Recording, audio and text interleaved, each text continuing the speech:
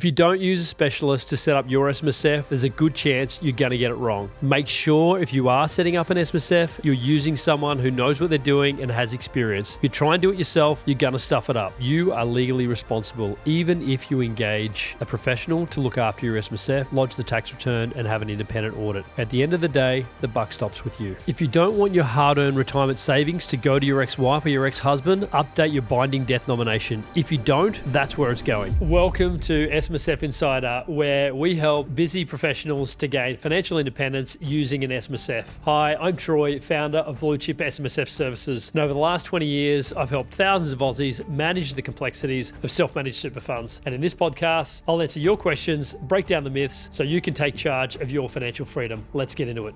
Hi guys, and welcome to episode 1 of SMSF Insider, where we'll be talking about brutal truths of SMSFs.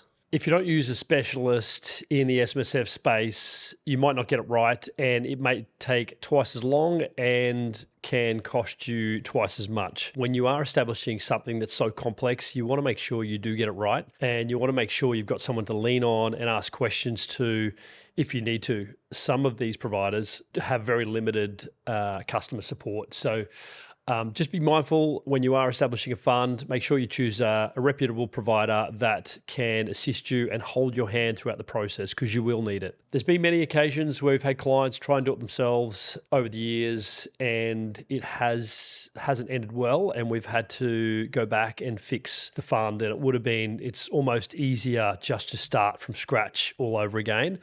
So it's almost like the poor man pays twice. You try and do it on the cheap, and then you have to go back and pay for it again. Even friends of mine that know that what we do, but have tried to do it themselves, I don't know why, and we've had to go back and fix up their SMSF. So another example of an SMSF that was established by a friend of mine, he wanted to do the administration himself, or have his accountant do the administration.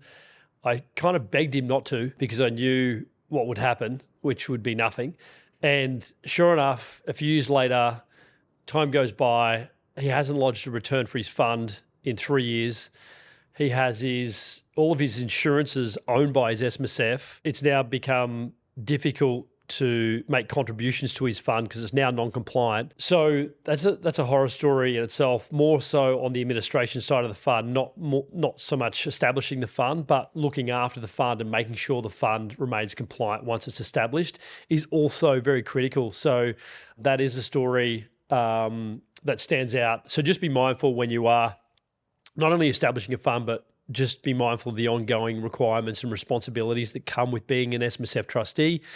Make sure that you are engaging professionals to help you through this process, because it is a complex structure and you need to get it right. So be mindful and work with someone who is an authority in this space and knows what they're doing. So establishing an SMSF shouldn't be as hard as most people think. If you engage the right team, then you can get the fund established quickly, efficiently, and jump into the assets that you're wanting to purchase. Make sure you're getting advice, obviously, your investment advice, if you need it. It certainly shouldn't take months and months on end. It should be a very simple process. And when we started Blue Chip SMSF, one of the main things was we wanted to make it a simple and easy process.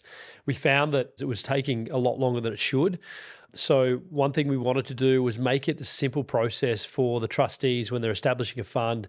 We didn't want them confused. We didn't want them fumbling around with paperwork. We wanted to make it as simple as possible. So it shouldn't be as hard as it needs to be. Just choose the right team when you are setting up your fund.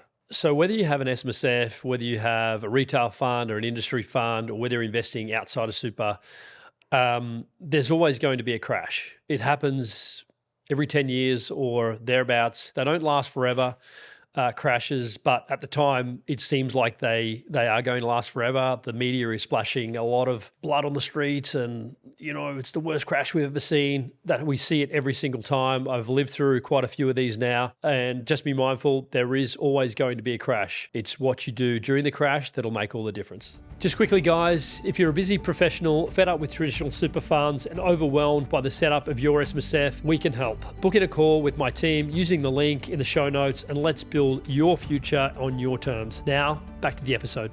Your SMSF could be bleeding money and you wouldn't even know. There's been many times where we've taken over a self-managed super fund to do the administration of the fund, where we've discovered the fund is bleeding in fees.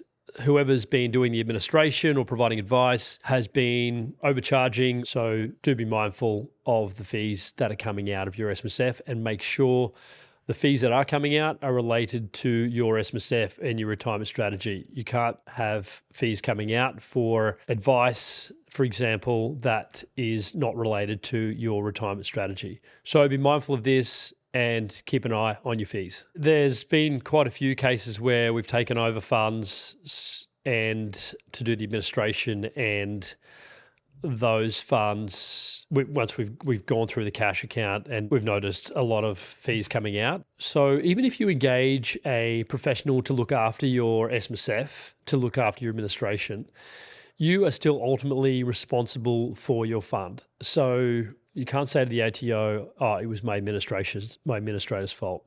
That's not how the ATO works. Ultimately, you will be responsible for your fund. So it is important to keep your finger on the pulse and make sure you're keeping your fund administrator accountable to their actions and making sure that your fund is compliant.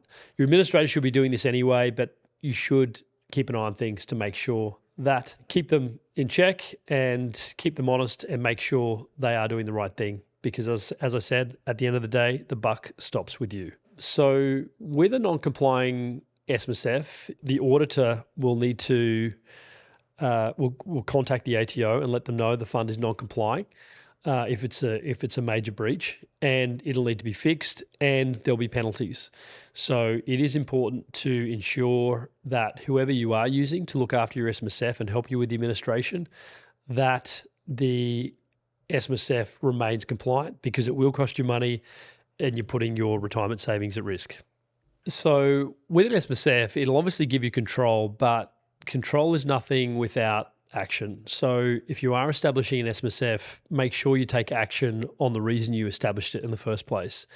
If you don't have a plan, you probably shouldn't be setting up an SMSF. If you have an SMSF, make sure you update your binding death nomination. The last thing you want is for your retirement savings to go to your ex-wife or ex-husband.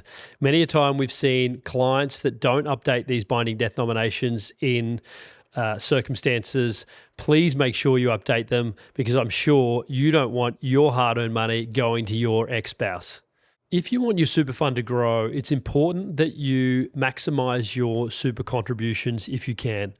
Currently, those limits for a concessional contribution, those are contributions made by your employer or tax deductible contributions, is $30,000 per year. If you are contributing or maxing out those contributions, you are giving yourself the best chance of a comfortable retirement. If you haven't maxed out those contributions or your concessional contributions in the last 5 years, you can roll back and top those up. Be sure to speak with a professional about how much you've contributed in the past 5 years, and then make those top-ups accordingly. You can also roll forward with your non-concessional contributions. You can roll that forward 3 years. If you have a strategy in mind and the fund is a little bit short, you can top up your fund in that way. By maxing out these contributions, you are giving yourself the best chance of a comfortable retirement. Well, that's a wrap, guys. Episode 1 done and dusted. Thank you for listening. And if you have a comment or something you'd like us to talk about, please drop a comment in the comment section below. Thanks for listening. Thanks for tuning in to this episode of SMSF Insider. If you got value from this, make sure you subscribe so you never miss the strategies we share to help you take control of your financial future. Find us on socials at Blue Chip SMSF, or book a call with our team to see if we can help you.